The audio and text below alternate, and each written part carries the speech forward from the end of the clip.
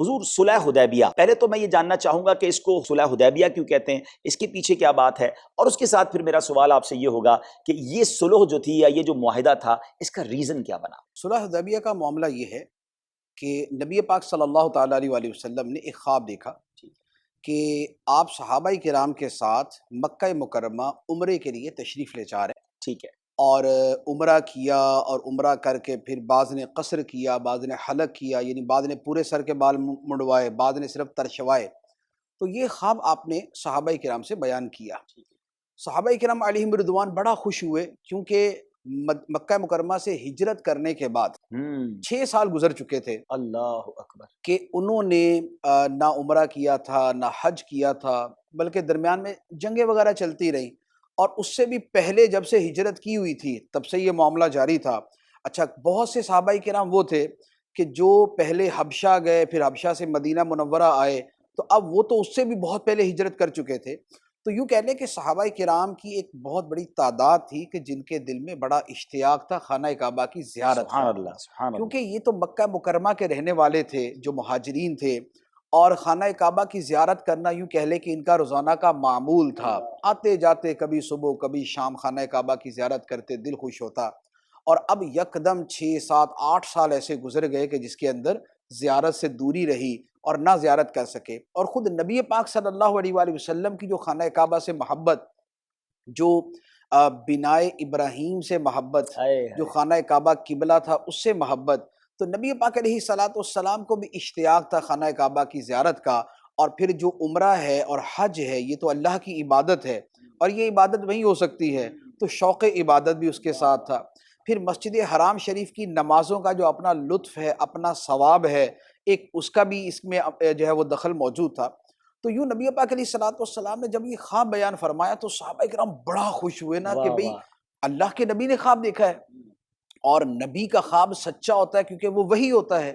تو صحابہ کرام خوش ہوئے۔ اب یہ ہوا کہ 6 سن ہجری کا جو ہے یہ وقت تھا، سال تھا۔ نبی پاک علیہ الصلوۃ والسلام 1400 سے لے کر 1500 کے درمیان صحابہ کرام کو لے کر عمرے کی نیت سے آپ روانہ ہوئے،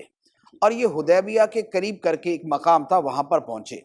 دوسری طرف جب اہل مکہ کو پتہ چلا کہ نبی پاک علیہ الصلوۃ والسلام اپنے صحابہ کے ساتھ عمرے کے لیے آ رہے ہیں،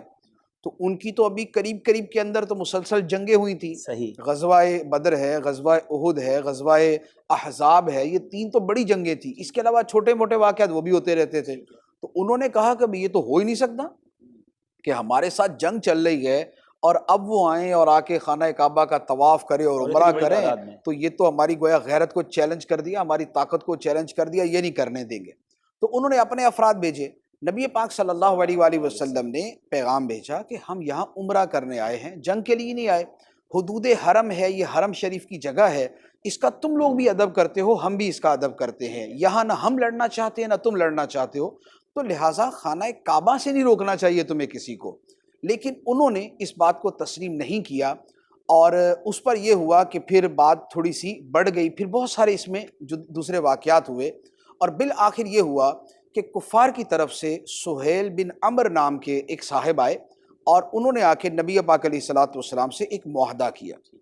اس معاہدے میں یہ شامل تھا کہ اس مرتبہ جو صحابہ کرام اور نبی پاک علیہ السلام ہے یہ واپس چلے جائیں، اچھا، اس سال یہ عمرہ نہیں کریں گے، ٹھیک ہے، اور اگلے سال یہ بغیر ہتھیار کے آئیں گے اور اگلے سال آ کے یہ عمرہ کر سکتے ہیں۔ تو ایک شرط یہ تھی، اور اس کے علاوہ پھر دیگر مزید شرائط تھی، تو ان شرائط کے اوپر یہ معاہدہ ہوا جسے صلح حدیبیہ کے نام سے تعبیر کیا جاتا ہے۔ تو نبی پاک علیہ الصلوۃ والسلام پھر وہاں سے واپس تشریف لے گئے۔ اچھا، اب واپس تشریف لے جانے سے پہلے کا معاملہ یہ تھا کہ حالت احرام میں تھے، ذوالحلیفہ کے مقام پہ احرام تو سب نے باندھ لیے تھے، اور جو قربانی کے جانور ساتھ لے کے آئے تھے ان کو بھی جو ہار وغیرہ پہنائے جاتے ہیں یا ان کے جو ہے وہ ایک نشان وغیرہ لگایا جاتا ہے وہ سب کچھ ہو چکا تھا۔ تو اب صحابہ کرام کہیں کہ بھئی یہ کیسے ہو سکتا ہے کہ ہم تو احرام باندھ کے آئے ہوئے اور بغیر عمرہ کیے ہم احرام کھول دیں، یہ کیسے ہو سکتا ہے؟ اللہ تو اکبر، پھر حضرت ام سلمہ رضی اللہ تعالی عنہا نے عرض کی کہ یا رسول اللہ صلی اللہ علیہ وسلم، آپ اس طرح کریں، سب سے پہلے آپ اپنے سر اقدس کا حلق کروائیں، آپ اپنے بال کٹوائیں اور آپ اپنا احرام اتار دیں، آپ کو دیکھ کے پھر صحابہ کرام بھی مان جائیں گے اور پھر وہ کروا لیں گے۔ تو یوں نبی پاک علیہ الصلوۃ والسلام نے کیا، پھر وہاں پر سب نے اپنی قربانیاں جو ہے وہ ذبح کی، اور وہاں سے پھر واپس چلیں گے۔